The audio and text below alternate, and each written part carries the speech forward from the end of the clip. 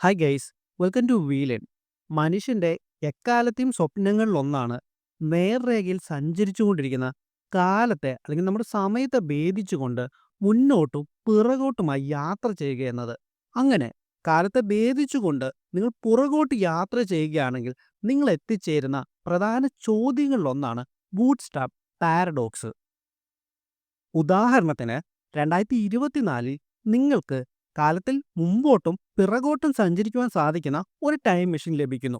ഷേക്സ്പിയറുടെ രചനകളെല്ലാം വളരെയധികം ഇഷ്ടപ്പെടുന്ന നിങ്ങൾ അടുത്തുള്ള ഒരു ബുക്ക് ഷോപ്പിൽ പോയി അദ്ദേഹത്തിന്റെ രചനകളെല്ലാം പർച്ചേസ് ചെയ്യുകയും നിങ്ങളുടെ കൈപ്പടയാൽ അതിന്റെ കോപ്പി എഴുതി തയ്യാറാക്കുകയും ചെയ്യുന്നു. ശേഷം 16-ാം നൂറ്റാണ്ടിലേക്ക് നിങ്ങൾ പോവുകയും ഷേക്സ്പിയർ തന്റെ രചനകളെല്ലാം എഴുതുന്നതിന് മുമ്പേ നിങ്ങൾ അദ്ദേഹത്തെ കാണുകയും നിങ്ങളുടെ കൈപ്പടയാൽ നിങ്ങൾ എഴുതി തയ്യാറാക്കിയ അദ്ദേഹത്തിന്റെ രചനകളുടെ ഒരു കോപ്പി അദ്ദേഹത്തിന് നൽകുകയും ചെയ്യുന്നു. അങ്ങനെ നിങ്ങൾ നൽകിയ രചനകളിൽ നിന്നും ഇൻസ്പയർഡായി ഷേക്സ്പിയർ ഇതേ പുസ്തകങ്ങൾ തന്നെ പിന്നീട് എഴുതുകയും ലോക പ്രശസ്തമായി മാറുകയും ചെയ്യും. അപ്പോൾ എൻ്റെ ചോദ്യം ഇതാണ്: യഥാർത്ഥത്തിൽ ഈ പുസ്തകം എഴുതിയതാരാണ്? അപ്പോൾ നിങ്ങൾ പറയുകയാണ് ഷേക്സ്പിയർ ആണ് എഴുതിയതെന്ന് പറയുകയാണെങ്കിൽ, ഷേക്സ്പിയർ വെറുതെ എഴുതുകയല്ലല്ലോ ചെയ്തേ. ഷേക്സ്പിയറിന് ഈ കോപ്പി കിട്ടിയതിന് ശേഷമാണ് ഷേക്സ്പിയർ എഴുതിയത്. ഇനി നിങ്ങളാണ് എഴുതിയതെന്ന് പറഞ്ഞു കഴിഞ്ഞാൽ നിങ്ങൾ എങ്ങനെ എഴുതി? നിങ്ങൾ എഴുതണമെങ്കിൽ ഷേക്സ്പിയറുടെ കോപ്പി നിങ്ങളുടെ കയ്യിൽ വന്നതിന് ശേഷമാണ് നിങ്ങൾക്കത് എഴുതാനായിട്ട് സാധിച്ചത്. അങ്ങനെ നമ്മൾ ഒരു ലൂപ്പിൽ അകപ്പെടുകയും നമുക്കൊരു വസ്തുവിൻ്റെ അല്ലെങ്കിൽ ഒരു രചനയുടെ ഒറിജിൻ കണ്ടെത്താനായിട്ട് സാധിക്കാതെയും വരും. നമുക്കിവിടെ നോക്കുകയാണ്, നിങ്ങളിത് എഴുതിയെന്ന് പറഞ്ഞു കഴിഞ്ഞാൽ നമുക്കത് സാധൂകരിക്കാനായിട്ട് പറ്റത്തില്ല. ഷേക്സ്പിയർ അത് എഴുതിയെന്ന് പറഞ്ഞു കഴിഞ്ഞാൽ ഷേക്സ്പിയർ നിങ്ങൾ കൊടുത്തത് കൊണ്ട് മാത്രമാണ് അദ്ദേഹത്തിന് അത് എഴുതാനായിട്ട് സാധിച്ചത്. അങ്ങനെ നിങ്ങൾ അകപ്പെടുന്ന ഒരു ലൂപ്പിനെയാണ് നമ്മൾ ബൂട്ട് സ്ട്രാപ്പ് പാരഡോക്സ് എന്ന് പറയുന്നത്. നിങ്ങൾക്കിവിടെ ഒരു വസ്തുവിൻ്റെ ഒറിജിനിലേക്ക് എത്തിച്ചേരാനായിട്ട് സാധിക്കുകയില്ല. അപ്പോൾ എന്താണ് ടൈം? നമ്മുടെ നിലവിലെ മനസ്സിലാക്കലുകൾ അനുസരിച്ച് ടൈം എന്ന് പറയുന്നത് കണ്ടിന്യൂസ്ലി ഒഴുകിക്കൊണ്ടിരിക്കുകയാണ്. പാസ്റ്റ്, പ്രസന്റ്, അതുപോലെ തന്നെ ഫ്യൂച്ചർ എന്ന രീതിയിൽ.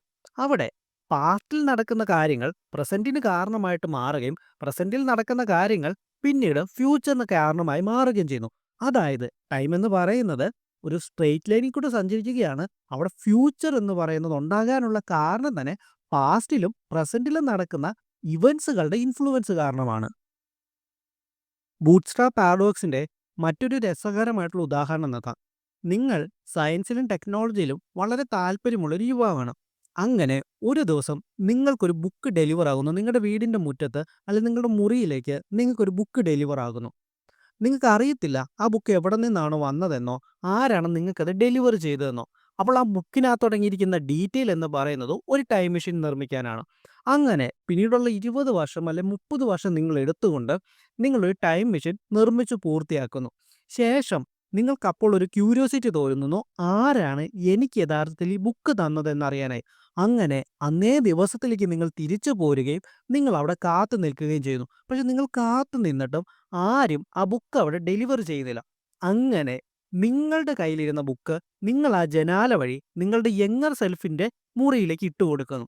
അപ്പോൾ എൻ്റെ ചോദ്യം ഇതാണ്: എവിടെ നിന്നുമാണ് യഥാർത്ഥത്തിൽ ഈ ബുക്ക് വന്നത്?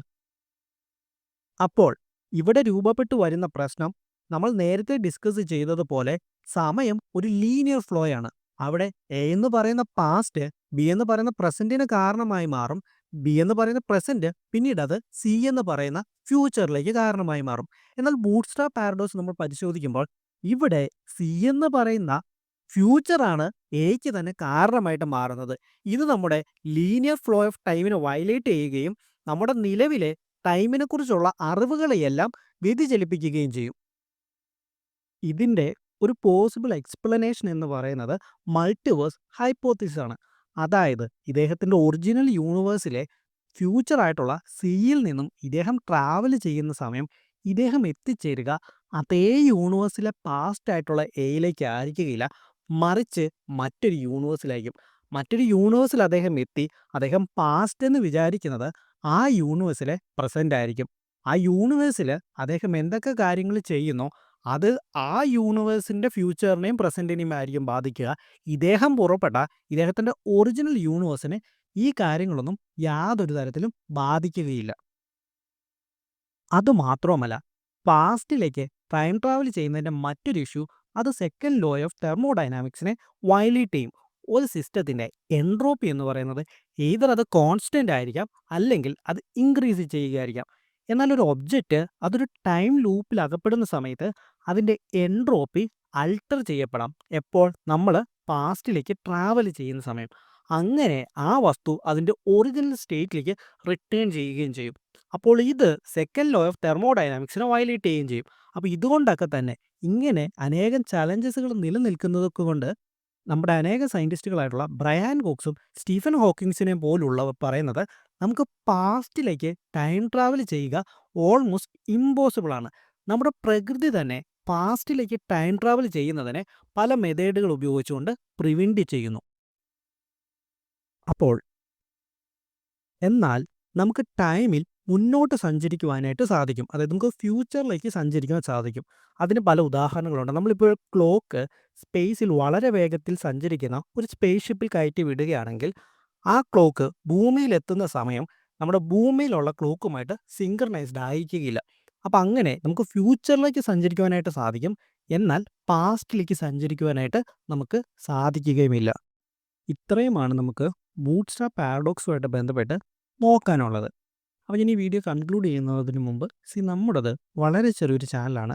നിങ്ങളുടെയൊക്കെ സപ്പോർട്ട് ഉണ്ടെങ്കിൽ മാത്രമേ നമുക്ക് മുന്നോട്ട് പോകാനായിട്ട് സാധിക്കുകയുള്ളൂ. അപ്പോൾ ആരെങ്കിലും ചാനൽ സബ്സ്ക്രൈബ് ചെയ്തിട്ടില്ലെങ്കിൽ സബ്സ്ക്രൈബ് ചെയ്യണമെന്നും വീഡിയോയ്ക്ക് ലൈക്ക് ചെയ്യണമെന്നും കമൻറ്റ് ചെയ്യണമെന്നും ഞാൻ നിങ്ങളുടെ അടുത്ത് റിക്വസ്റ്റ് ചെയ്യുകയാണ്. ഓക്കെ, അപ്പോൾ ഓക്കെ, താങ്ക് യു. നമുക്ക് അടുത്തൊരു വീഡിയോയിലൂടെ കാണാം.